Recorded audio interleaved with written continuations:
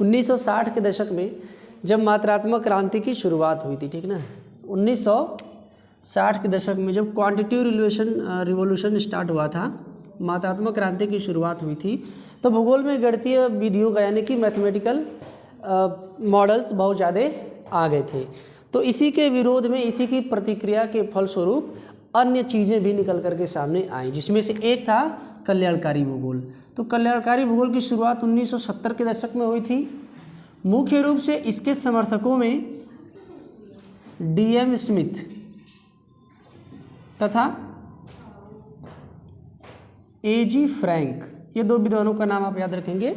DM Smith और AG Frank ने भूगोल में कल्याणकारी भूगोल की शुरुआत की। क्लियर है? वेलफेयर ज्योग्राफी की शुरुआत की। इनका कहना था कि वेलफेयर ज्योग्राफी यानी कि कल्याणकारी भूगोल में कौन, क्या, कहाँ से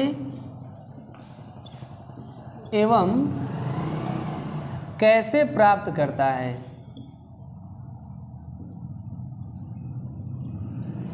कल्याणकारी भूगोल इस बात का अध्ययन करता है ना, कि कौन, क्या, कहाँ से एवं कैसे प्राप्त करता है। इस बात का अध्ययन करता है कौन? कल्याणकारी भूगोल। जब गणितीय विधियों का मतलब बड़े पैमाने पर भूगोल में प्रयोग होने लगा, तो ये कहा गया कि देखिए, भूगोल का जो अध्ययन है वो मानव की समस्याओं तथा उनके समाधान की संभावनाओं पर होना चाहिए। अर्थात मानव कल्याण की बात करते हुए हमें भूगोल का अध्ययन करना चाहिए। तो इस प्रकार का जो अप्रोच आया वो ज्योग्राफी में वेलफेयर अप्रोच आया और इसको वेलफेयर ज्योग्राफी के नाम से जाना गया। क्लियर?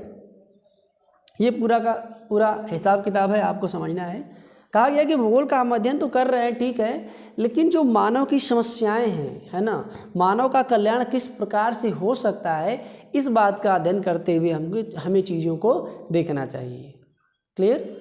भूगोल में हमें ये अध्ययन करना है कि मानव का कल्याण किस प्रकार से हो सकता है। ये टैगलाइन आप याद रखिएगा कि कल्याणकारी भूगोल कौन, क्या, कहाँ से एवं कैसे प्राप्त करता है, इस बात का अध्ययन करता है। ठीक, मुख्य इसके समर्थकों में और इसको लाने वाले कौन है? DM स्मिथ और AG फ्रैंक। 1970 के दशक में इसकी शुरुआत हुई थी।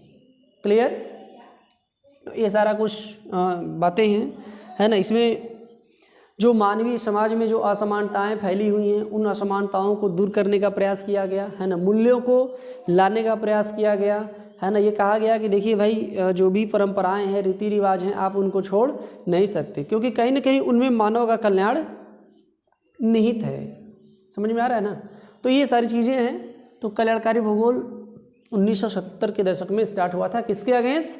मात्रात्मक क्रांति और जो भी गणितीय विधियों की शुरुआत की गई थी, उसके प्रतिक्रिया के फलस्वरूप कल्याणकारी भूगोल का आविर्भाव हुआ।